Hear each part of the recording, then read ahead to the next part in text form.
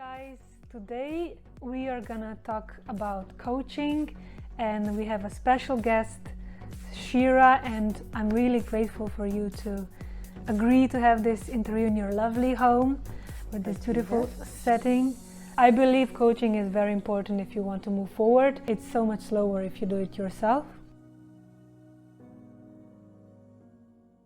I actually had one coaching session with you. It was almost 2 years ago. I had some relationship issue when I was building walls with my husband, and for example, if I was building walls every week, now I'm maybe once a month and for like 10 times faster. So thank you for that. You're so welcome. It was a pleasure. And the big thing there is your awareness is there, and once you wake up and you're aware, you can never go back to sleep. So that's what happened too. Yeah. But it was a pleasure to coach you. Thank you. Thank you. That's why I invited you, because I know that you're a great coach.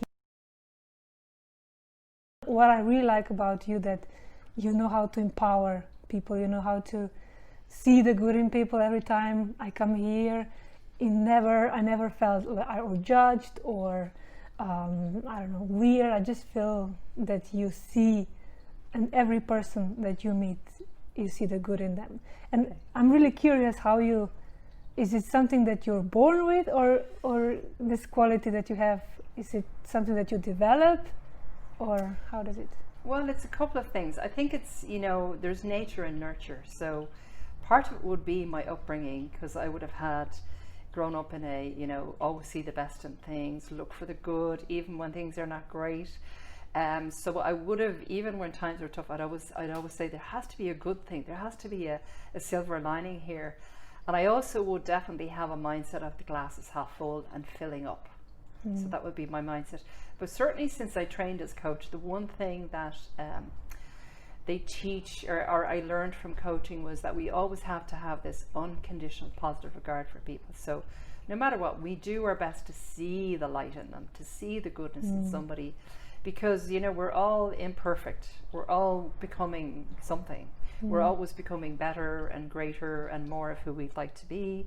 So one of the things I like to do is to say, well, what do I see in this person that I really love?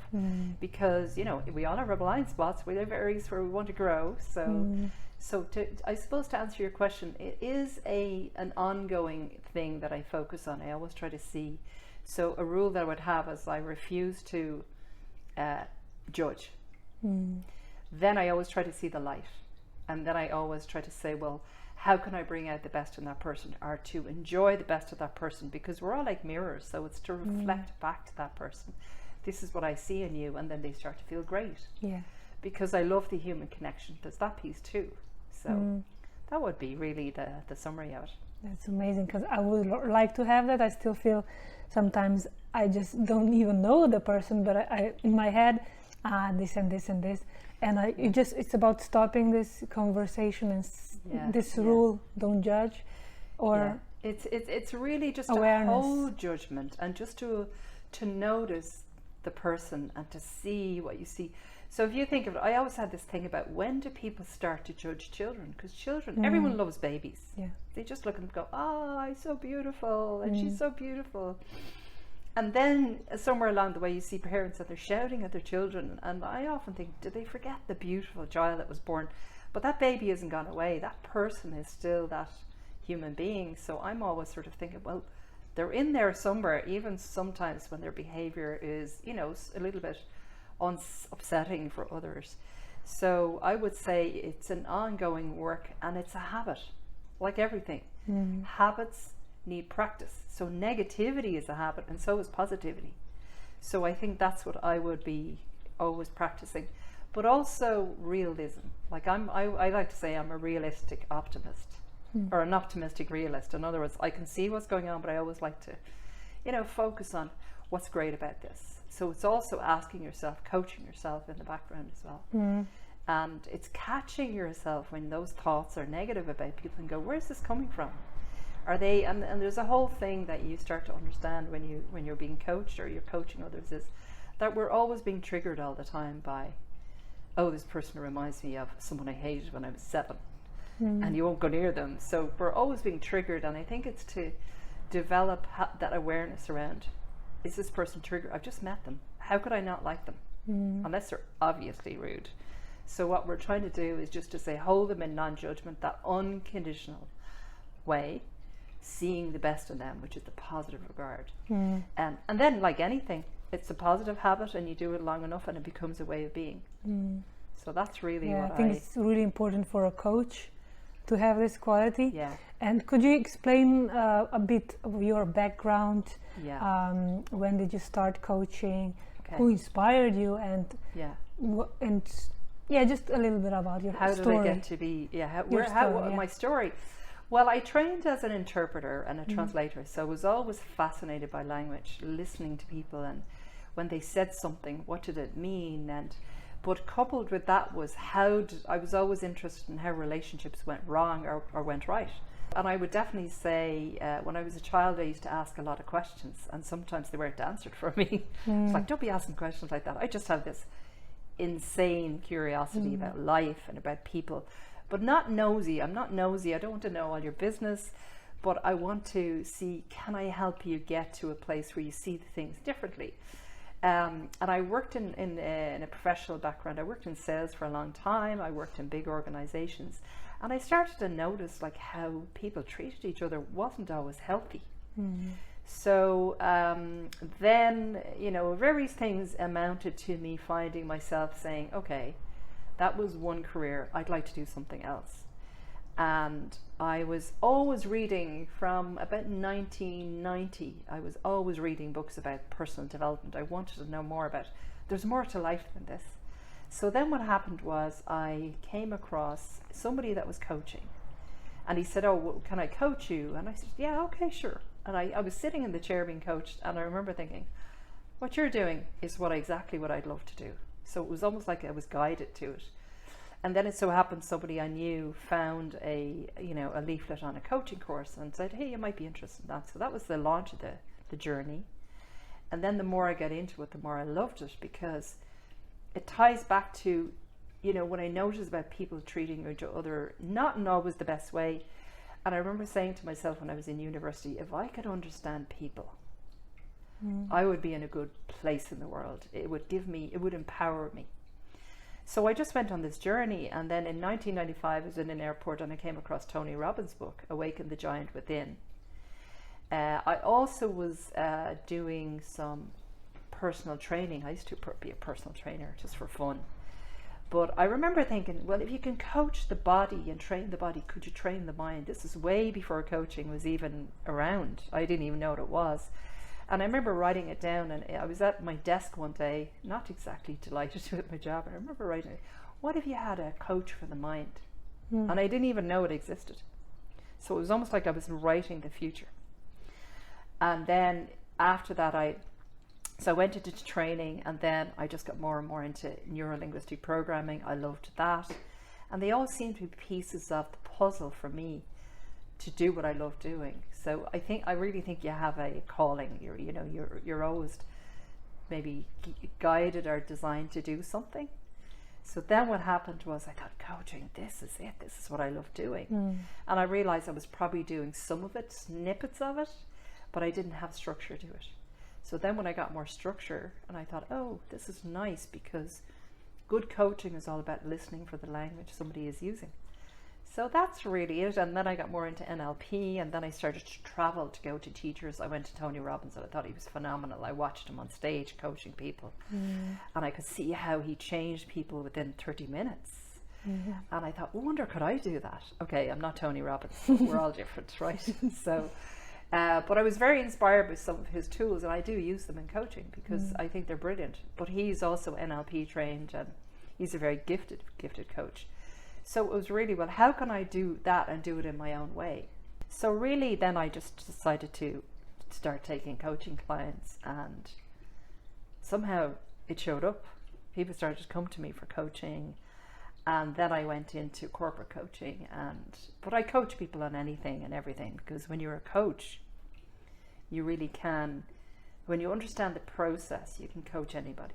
It's really intriguing to see how you can really turn somebody's mindset very, very quickly. And that's what I love about it. I like the idea of we We don't go and revisit it. We don't have to. We say, you're here, and how do we get you here? So someone feels that empowerment of, wow, I just changed my whole mindset. That's amazing. With the help of a good coach. Yeah.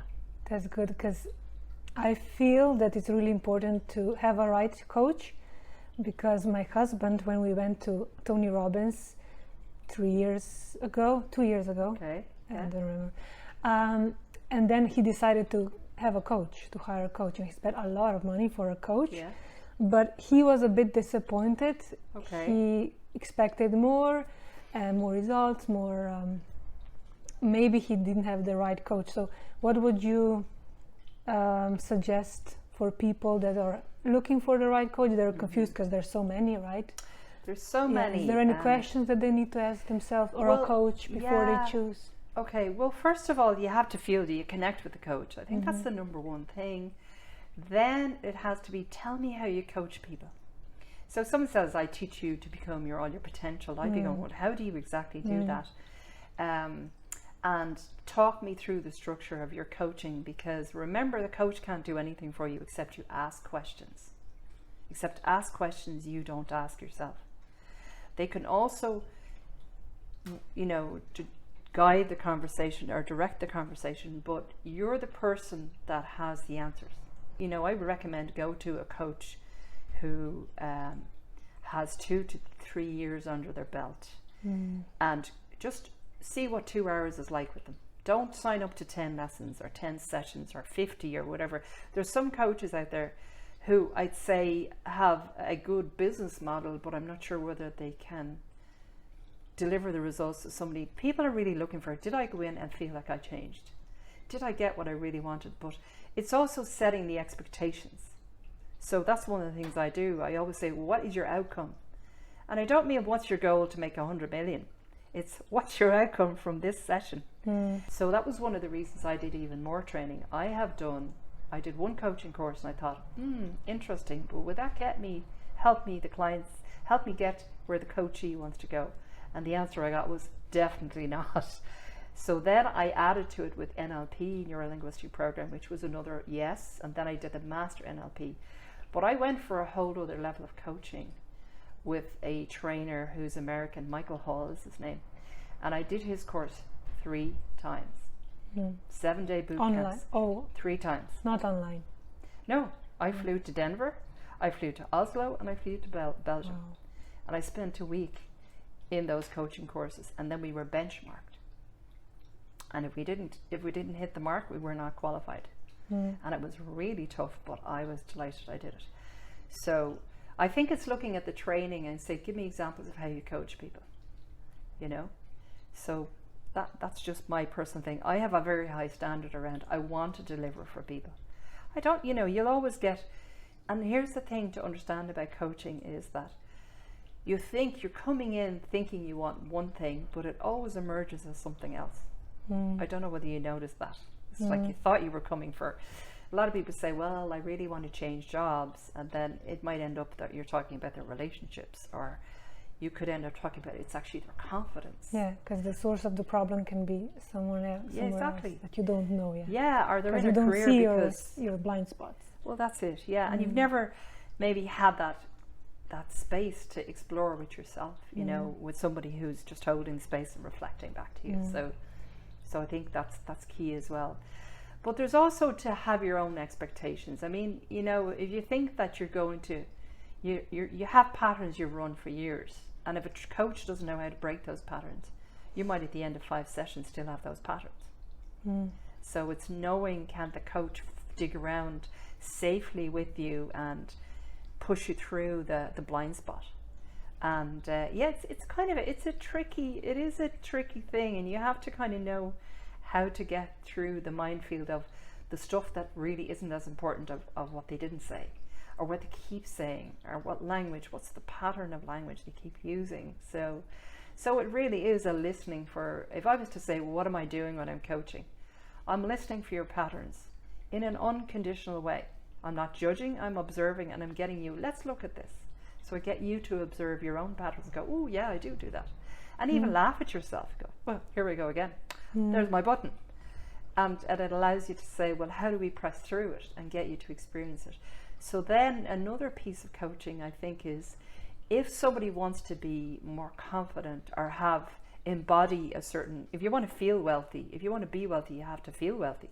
You have to act wealthy, you know, and I'm sure a lot of people have seen that, the law of attraction, all that kind of stuff. But the reality is you have to know how to embody it. What does that feel like?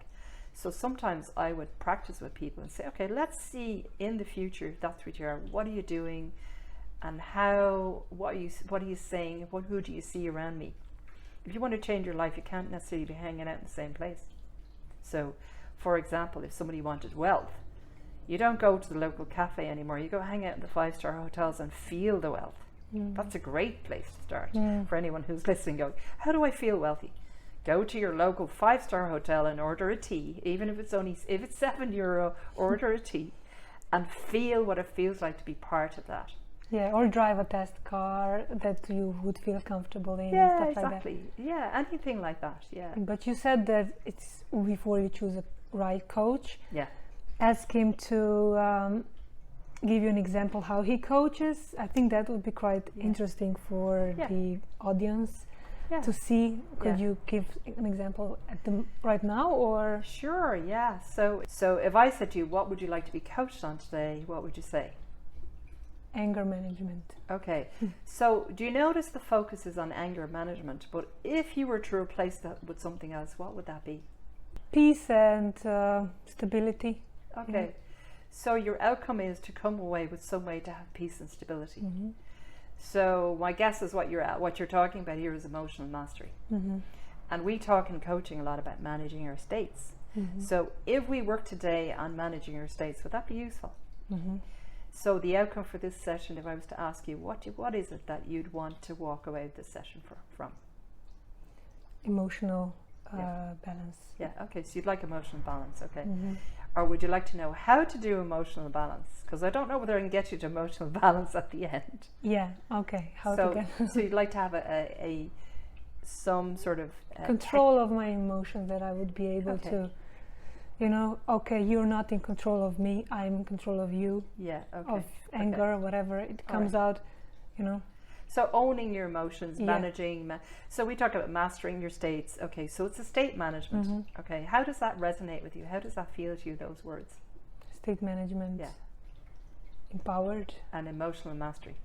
Yeah. Okay. Empowered.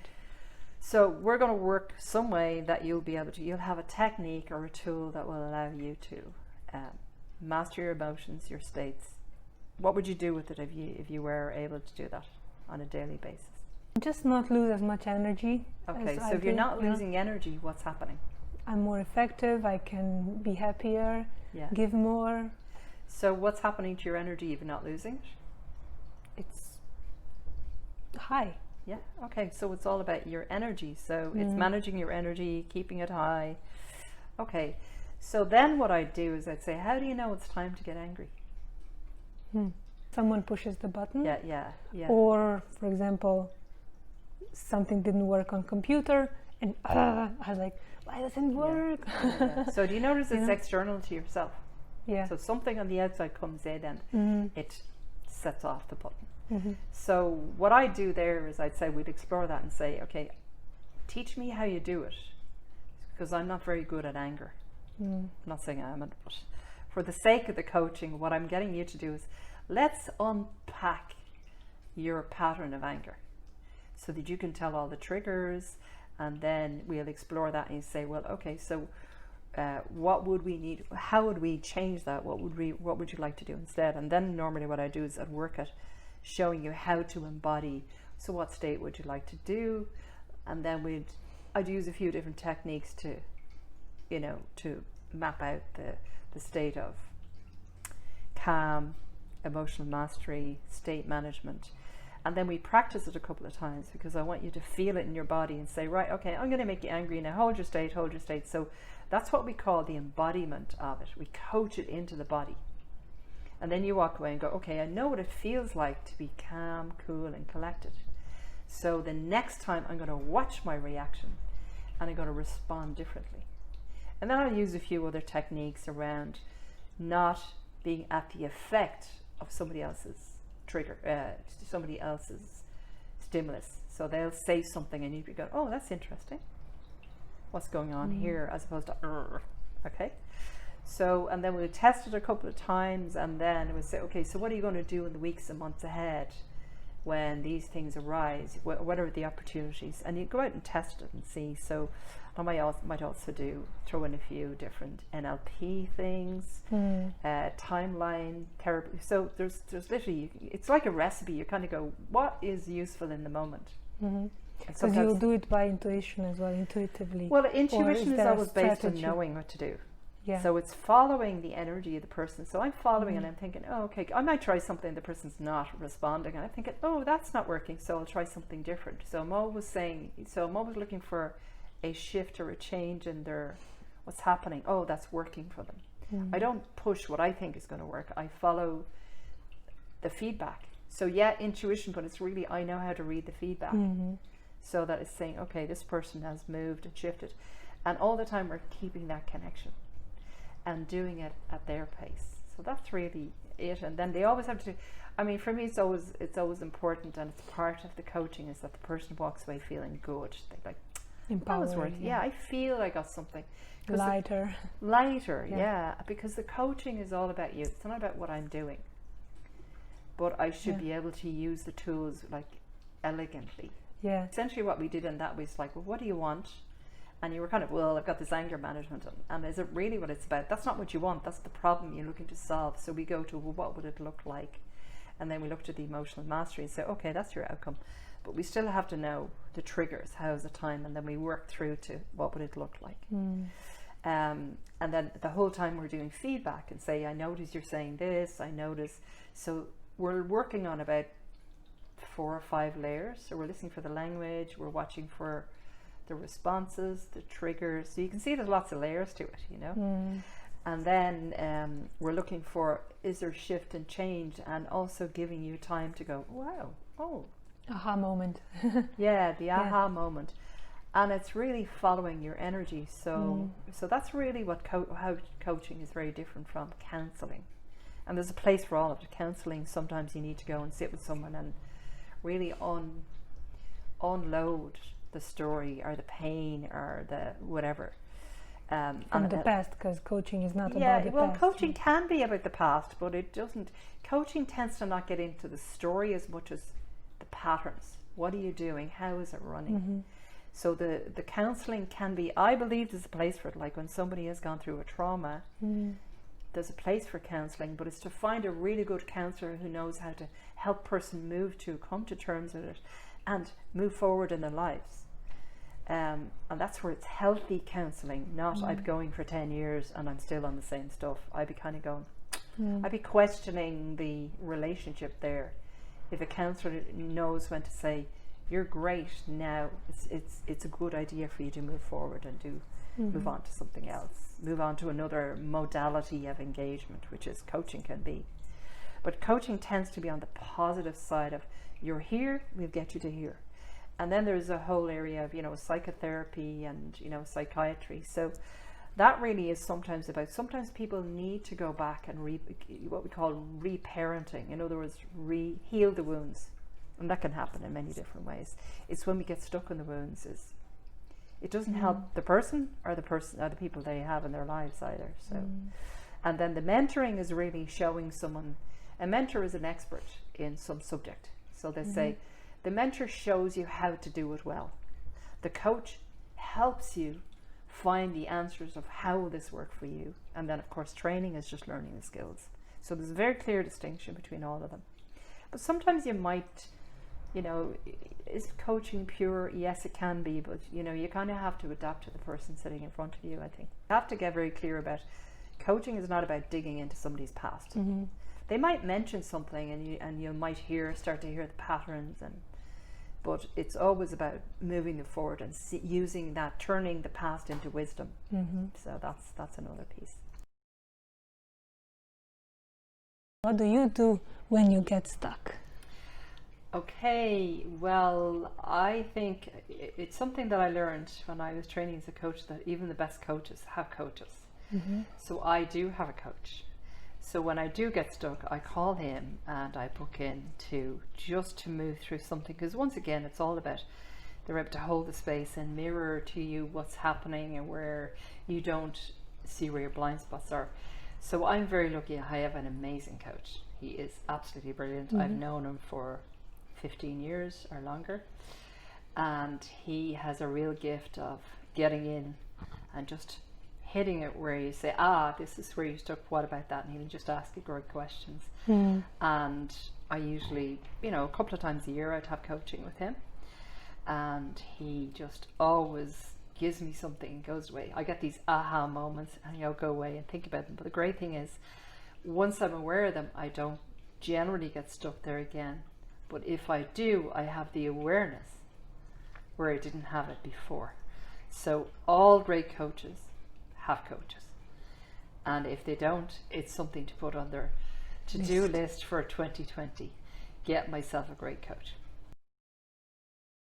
This website is all about values, right? And we have common values, I believe, personal growth, kindness, helping, and many others. But how do you think that coaching can help? How do you think that coaching help you get closer to your values? Well, there's a lot of different tools inside coaching that allow you to first identify what your values are. And what values really are is what is important to you. And when we're doing something that isn't part of our value system, we always feel a bit, this feels a bit off. So what coaching can do is sit down and say, well, let's figure out what your values are. And then you can use that in coaching to see, is the life you're living reflecting your values? Is the relationship you're in, are the values in common? So it just allows you to explore. I think that's the starting point. And then saying, well, okay, how do I create a life that is part of my values? And sometimes your magic career is there. You might be doing a career that you do it because that's what you trained in, but you hate it or you just don't love it, know. And the value coaching can really help you get clear on your passion and your talent, but also what's important to you. Because you should never do work that is against your values and just for money. Don't ever just work for money. No. Work to your values, and then generally speaking, the money tends to follow. If you have a certain budget, right? Yes, yeah. If you cannot afford like thousands of euro, what kind of tips do you have for those people? Well, I'd say start with something small that you think, I really want to get clear on this, because I always think the first coaching session for most people is clarity. So I just say, put a budget and say, right, I want to see what I can get with an introduction, one coaching session. I usually do 2 hours, and then you'll get a good sense of, is this the right coaching for me? I would be wary of someone who wants you to coach 10 sessions and it's way past your budget, because you've no sense of, you could be 2 or 3 in and go, this isn't working for me, but I paid for it. So I always say to people, just try one. Now there's lots of type of coaching, but to me there's coaching should get an outcome for you. And if you're truly a well-trained coach, you should be able to coach someone in anything, because the coaching is the only expertise of the coaches to help you get clear on something, but you're the expert in your life and the area that we're talking about. The question to ask yourself is, what do I want to be coached on? And then ask the coach, have you some experience here? How comfortable would you feel coaching me around this area? So I think it's very individual. But there are certain areas that would I go to a singing coach or a coach who doesn't do singing. That's where you're getting into the technical subject. But when it comes to life subjects, a good coach should be able to coach you to bring out the answers in you. And that's really the beauty of coaching. So to get the best out of a coaching session, what do you need to do? Well, I think be clear about what you come with. If you're coming saying, I really don't know and I thought I'd need coaching. Now, obviously we can spend a couple of minutes getting clear on that, but I think it's saying, this area of my life, I'd love somebody to help me explore it. I'm going to talk to a coach. And that's the simple answer. Get a sense of, do you resonate with the coach? Do you like the coach? Do you feel the coach is really there for you listening?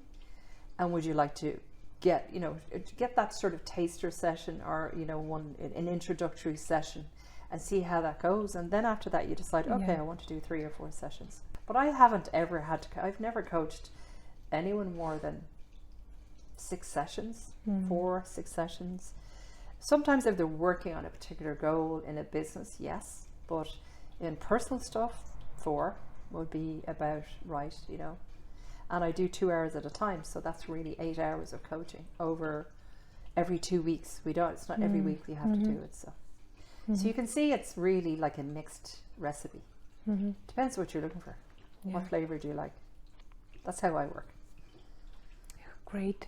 And the last 2 questions that I always ask my first guests is, what do you think your greatest gift is? I think my greatest gift is the ability to hear what is being said and ask a question that's going to cut right through to get to another level. And it's really my language skills, because I've always loved languages, so from a very early age. So I think between the language thing and the coaching, the 2 coming together has allowed people to understand themselves better. So I would say that would definitely be it. Sometimes I can ask a question and the person just goes, pfft. Yeah. And that's really, and it comes out of nowhere. I just follow my guidance and intuition. So that would be I it. totally agree.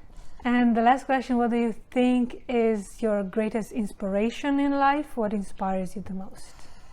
I think what inspires me the most is the joy of people. When I meet people who are so alive with life, I've met so many inspiring people, and the one thing I notice about them, they're always about, they want to give to others. They naturally give to others, and they're like a light in other people's lives, and they're quite selfless, but yet they inspire each other by how they are. And I've had a lot of people like that in my life, and it just lifts my heart. I mean, I could count on 2 hands the people, so many of them, and some of them are my family. They just, how they live their lives just makes me, just inspires me, you know. Children inspire me.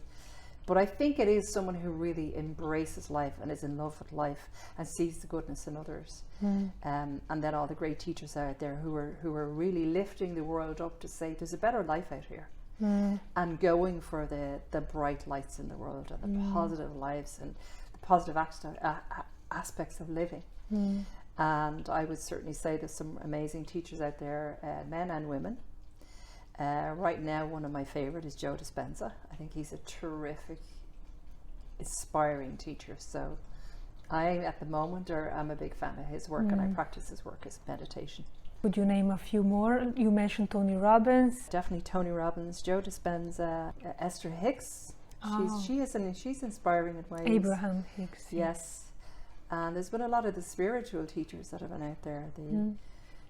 Caroline Mace, she's amazing. Marion Williams, you know, Return to Love, A Course in Miracles. And so a lot of them, because they've really taken the path, the spiritual path of trying to find out what is this life really about. So, which is probably one of my questions. So these people inspire me. Well, thank you so much for this conversation in your lovely home. That you. inspired me as well to make changes in my home. Hopefully you got some value from all this Shiera's wisdom. If you had any aha moments, just some feedback that you would like to leave us, please comment.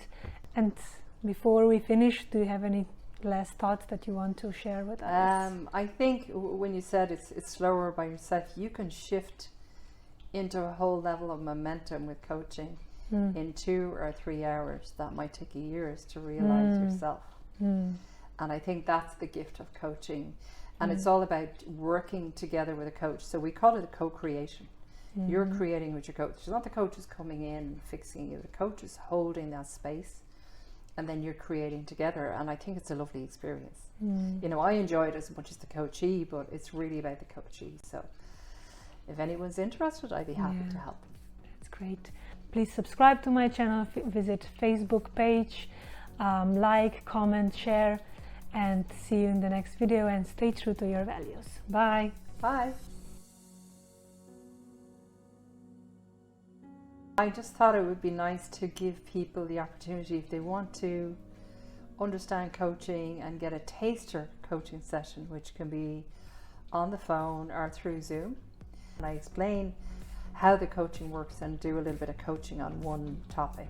So, and it's really just so they get a sense of understanding what coaching is beyond what we've said here in the interview. So. Nice. And the second gift?